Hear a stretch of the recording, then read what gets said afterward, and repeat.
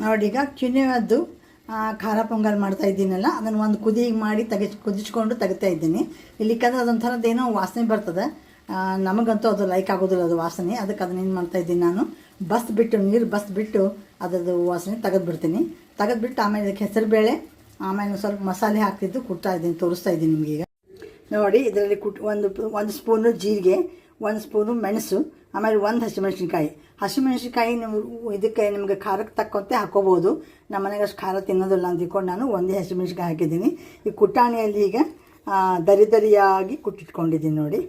ಆಮೇಲೆ ಇನ್ನೇನು ಮಾಡ್ತೀನಿ ಅಂದರೆ ಒಂದು ಸ್ವಲ್ಪ ಮೆಂತೆ, ಒಂದು ಸ್ವಲ್ಪ ಇಂಗು, ಒಂದು ಡ್ರಾಪ್ ಎಣ್ಣೆಯಲ್ಲಿ ಕರ್ಕೊಂಡು ಅದನ್ನು ಕುಟ್ಟಿ ಹಾಕ್ತಾಯಿದ್ದೀನಿ ಇದಕ್ಕೆ. ನೋಡಿ 2 ಸ್ಪೂನ್ ಎಣ್ಣೆ, 2 ಸ್ಪೂನ್ ತುಪ್ಪ ಹಾಕಿದ್ದೀನಿ. ಹಾಕ್ಬಿಟ್ಟು ಸಾಸಿವೆ, ಜೀರಿಗೆ, ಆಮೇಲೆ ಕರಿಬೇವು ಹಾಕಿದ್ದೀನಿ. ಸ್ವಲ್ಪ ಕಡಲೆಬೇಳೆ, ಉದ್ದಿನಬೇಳೆನೂ ಹಾಕ್ಕೊಂಡಿದ್ದೀನಿ.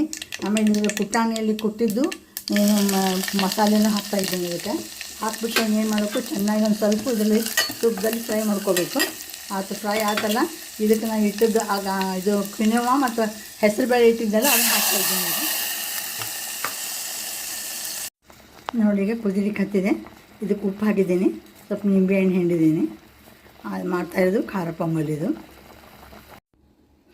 ನೋಡಿ ಈಗ ಸ್ವಲ್ಪ ಕುದಿತಲ್ಲ, ಒಂದು ಕುದಿ ಬಂದಿಂದ ನಾನು ಲಿಡ್ ಕ್ಲೋಸ್ ಮಾಡಿದ್ದೀನಿ. ಈಗ ಒಂದು 3 ಸಿಟಿ ಹೊಡಿಸ್ತೀನಿ. ಇದಕ್ಕೆ ಹೊಡಿಸ್ಬಿಟ್ಟು ಆಮೇಲೆ ತೋರಿಸ್ತೀನಿ ನಿಮ್ಗೆ ಮಾಡಿದ್ದು ವಿಸಲ್ ತೆಗೆದಿಂದ.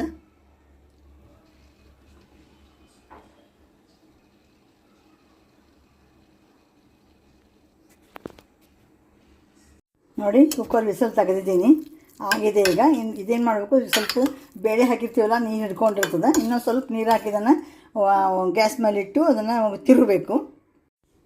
ನೋಡಿ ಪೊಂಗಲ್ ರೆಡಿ ಆಯಿತು. ಸ್ವಲ್ಪ ಕೊತ್ತಂಬರಿನ ಹಾಕ್ಬೇಕು ಅದಕ್ಕೆ ಮೇಲೆ. ಒಂದು ಸ್ವಲ್ಪ ನೋಡಿ ಚಲೋದು ತುಪ್ಪ ಹಾಕಬೇಕು ಇದಕ್ಕೆ. ಅಂದಾಗ ಏನಾಗ್ತದೆ, ಖಾರ ಪೊಂಗಲ್ಲು ರೆಡಿ ಆಯಿತು.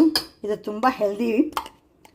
ಕ್ವಿನೋವಾದಿಂದ ಮಾಡಿದ್ರಿಂದ, ಕ್ವಿನೋವಾದಿಂದ ನಾವು ಬೇಕಾದಷ್ಟು ಸಾಕಷ್ಟು ಐಟಮ್ಸ್ ಮಾಡ್ಬೋದು. ನಾನು ಆಗಲೇ ನಿಮಗೆ ಹಾಕಿ ಅಪ್ಲೋಡ್ ಮಾಡಿದ್ದೀನಿ ನಾನು ಕೆಲವು. ಇವತ್ತು ಇದನ್ನು ಮಾಡ್ತಾಯಿದ್ದೀನಿ, ನಾಳೆ ಇನ್ನೊಂದು ಯಾವುದಾದ್ರೂ ಮಾಡ್ತೀನಿ. ಒಟ್ಟು ಪೊಂಗಲ್ ಇದರಿಂದ ಕ್ವಿನೋವಾದಿಂದ ಏನೇನು ಮಾಡೋದು ಅನ್ನೋದು ತೋರಿಸ್ತಾ ಇದ್ದೀನಿ ನಾನು ನಿಮಗೆ. ನೀವು ಈ ರೀತಿ ಒಮ್ಮೆ ಮಾಡ್ಕೊಂಡು ನೋಡಿರಿ.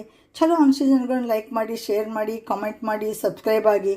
Thank you very much for watching my channel. Thank you.